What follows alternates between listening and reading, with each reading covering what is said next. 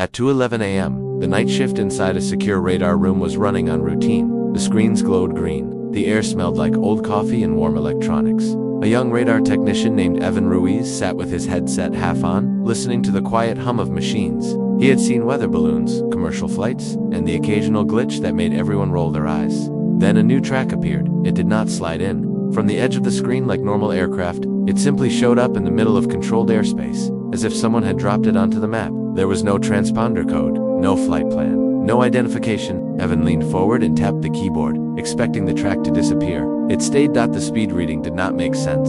It was moving, then stopping, then moving again, like a cursor rather than a vehicle. Evan checked the altitude. The number changed to cleanly, as if it were not climbing but teleporting between levels. He looked at the thermal overlay. No heat signature. He blinked hard, hoping his eyes were tired, and nothing more. He called his supervisor, a calm older man named Chief Mallory, who had the habit of never raising his voice. Mallory walked in, looked at the screen, and went quiet. He asked Evan for a replay. Evan pulled up the last 2 minutes.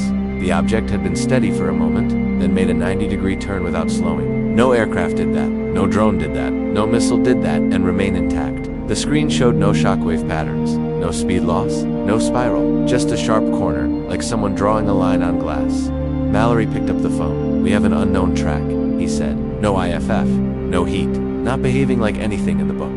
Within minutes, the radar room filled with people who moved fast and spoke in short sentences. A different tone entered the building, quiet urgency, the kind that treated every second like a debt. A colonel from a nearby base arrived and watched without touching anything, as if touching could make it worse. A call went out to pilots on alert status. 15 minutes later, 2 fighters were in the air, climbing hard into the dark. Their cockpit cameras streamed back. Their radar locks kept failing. Their infrared displays showed nothing warm. Yet the ground radar track remained steady as truth. The lead pilot, Calcine Hawk, reported that he had eyes on a dark spot, not a shape. Not a craft, more like a piece of sky that refused to reflect starlight. It held position, unmoving, as the fighters approached. Then it moved. It did not accelerate like a jet. It shifted, sliding sideways, covering miles without the normal rise in speed. The fighters tried to match it and could not. Their instruments gave mixed signals, as if the target existed and did not exist at the same time. Evan watched the track do something that made his throat tighten. The object dropped from high altitude to low altitude in seconds.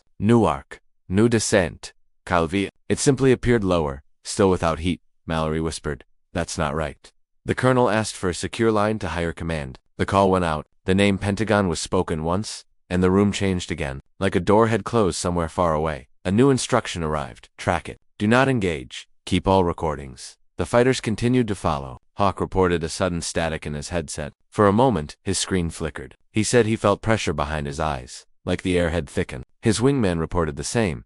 Then the object stopped directly above the ocean, a few miles from a shipping corridor. It hovered as if gravity was optional. The pilots circled. Evan watched their flight paths. He watched the unknown track sit in place like it owned the sky. A second radar station miles away confirmed it. A third station confirmed it. This was not one faulty sensor. It was a real track seen by multiple systems. Someone in the room asked the question nobody wanted to answer. Could it be ours? The colonel did not respond. His face showed no fear. But it showed something else, something like a man realizing the rules he trusted were incomplete. The object moved again. It rose, fast, then stopped at a high altitude and hovered. A satellite tasking request was sent. The answer came back that the satellite had tried to lock on and failed to produce a clear image. That alone was enough to make the colonel's jaw tighten. Within the hour, the unknown object had traveled from one region to another, ignoring the logic of distance. It performed turns that broke physics, stops that broke momentum, and altitude changes that broke common sense. Yet it never created a blast wave. It never created a heat bloom. It never behaved like an engine. At 4:02 a.m., the track vanished. Not like a plane leaving range. Not like a system losing lock.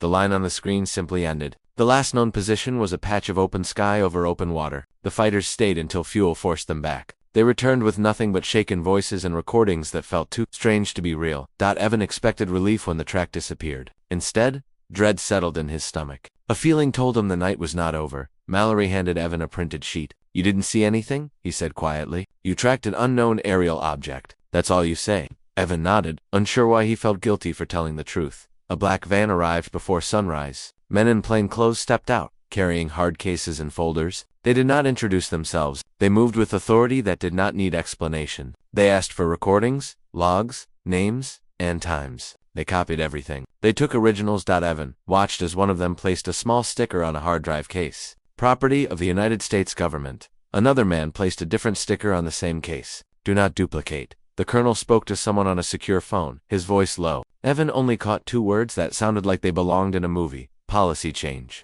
At 8:13 a.m., a meeting was scheduled at the Pentagon with a level of urgency reserved for disasters, not a normal briefing. An emergency session. Attendees were told to arrive without phones and without assistance. Security was increased. Hallways were cleared. Evan was not invited. Of course, he was a dot in a system, but he could feel the shift from where he sat. He could feel the weight of something bigger than his rank. By late morning, an order came down through channels Evan had never heard used for something like this. New reporting rules were issued. Immediate, non-optional, no waiting for weekly summaries. No burying strange tracks under paperwork. If an unknown aerial object behaved in certain ways, no heat signature. Extreme acceleration, impossible turns, then commanders had to report it within hours. They had to preserve data. They had to treat the event as a serious threat until proven otherwise. The policy did not change slowly. It changed overnight. Evan stared at the memo, then at the empty radar screen, and realized the same thought was rising in the minds of people far above him. Whatever they saw in the sky had forced the Pentagon to admit a simple truth: they did not control their own airspace the way they believed they did,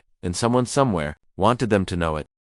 Inside the Pentagon, the emergency meeting began with silence. No small talk, no jokes, no gentle introductions. The room was windowless, lined with monitors and sealed doors. A few flags stood in the corners, crisp and still. On the table were folders stamped with bright warning labels. A senior official named Dr. Elaine Carter sat near the front. She was not military, but everyone treated her as if she belonged there. She had built her career on patterns: how systems failed, how threats evolved, how small anomalies became big problems if ignored. She had read reports of unidentified objects before, but they usually ended in uncertainty, not action. Today was different. A general spoke first, short and direct. At 0211 hours, multiple radar systems tracked an object. 2 fighters attempted intercept. No transponder, no heat signature, extreme maneuverability. Object vanished at 0402. A screen lit up with a map and a line. The line bent sharply, stopped abruptly, jumped altitude like a glitch. A second screen displayed cockpit audio. A third played a shaky video feed showing the black patch of sky. No one laughed. No one dismissed it. Elaine listened to the pilots' voices.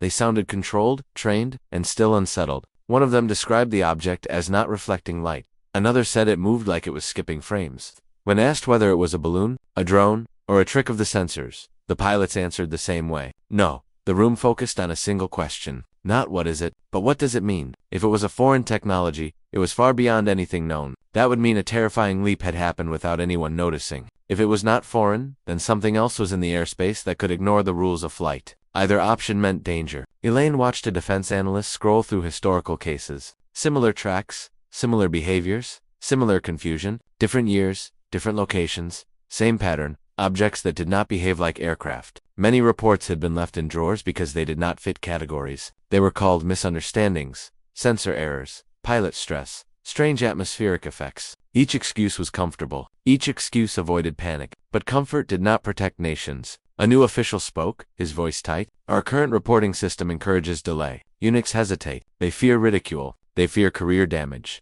They fear creating paperwork for something that may be nothing.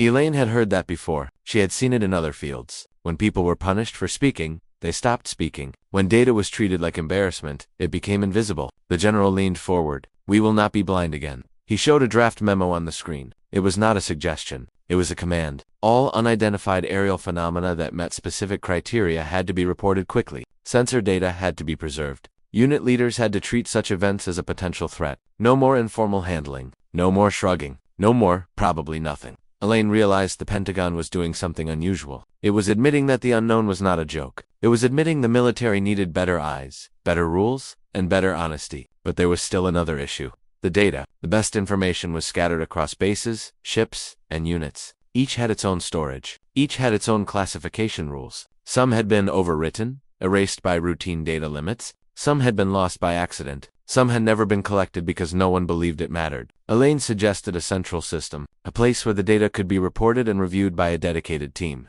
A unit that could see patterns across years and regions. A unit that could take pilot reports seriously and cross-check them with sensors. The room agreed faster than she expected. They were scared. Not in a childish way, in a professional way. Fear that comes when reality grows larger than the tools built to handle it. The memo was approved before lunch. That was the overnight change the world would later whisper about, although the world would not see it immediately. But inside the Pentagon, the shift was instant. That afternoon, Elaine returned to her office and found a sealed envelope waiting on her desk. The stamp was different. The tone was different. It carried an old kind of authority, the kind that did not ask permission. Inside was a single line. Report to sub-basement level. Say no. Electronics bring clearance card only. Elaine's stomach tightened. She had been in the Pentagon long enough to know what that meant. A second meeting? A deeper meeting. She walked down corridors that grew quieter as she moved. Doors became thicker. Guards became more serious. At the last checkpoint, her badge was scanned twice. She was escorted into an elevator that did not show floor numbers. When it opened, the air smelled cleaner, colder. A small room waited. 3 people sat inside. One wore a military uniform with no visible name tag. Another wore a suit so plain it felt intentional. The third was an older woman with silver hair and tired eyes, holding a folder thicker than the first meeting's entire stack. The older woman introduced herself only as Director Hale. We are not here to discuss policy, Hale said. Policy is for what the public can handle. We are here to discuss what the object did that you were not shown upstairs. Elaine sat, careful not to show surprise. Hale opened the folder. Inside were images that had been blurred in the earlier meeting. Here, they were clearer. Still not perfect, but clearer. One image showed the object's position in relation to a sensitive area. Another showed its timing, as if it had waited for something. A third showed a strange detail. For a brief moment, the object appeared to split 2 tracks overlapping, then merging again. It's playing with our sensors, the man in the suit said. Or it's moving in a way that confuses them, Elaine replied. Hale stared at her. Either way, it is demonstrating control. Elaine felt a cold wave in her chest. Control over what? Airspace. Perception. Something else. Hale continued. Our concern is not only what it is, our concern is the message. It appeared in controlled airspace. It displayed capabilities. It vanished. It left no debris, no signature, no trace. That is not random. Elaine understood then. The Pentagon changed policy overnight because the unknown object was not just strange. It was strategic. That meant the next event could be worse. It could appear near a crowded city, near a nuclear facility, near a naval fleet. It could cause panic without firing a single shot. Hale slid a small document across the table. It outlined a new plan, hidden behind the public-facing policy. A quiet task force, rapid collection, strict data handling, new training for pilots, new sensor protocols, and one final instruction that made Elaine's fingers go still. If the object returned, no unit was to engage without authorization from the highest level. Elaine looked up. So we're not allowed to defend ourselves. The uniformed person finally spoke. We don't know what defend means against something that doesn't follow our rules. Elaine left the sub-basement with one clear thought. The policy change was not about paperwork. It was about fear. Not fear of aliens and movies, but fear of a reality that could step into their world, demonstrate power, and step out again. And as she walked back into the normal corridors, she realized something else. The object had changed Pentagon policy overnight, which meant it had forced them to behave differently. That was influence. And influence was the first step toward control.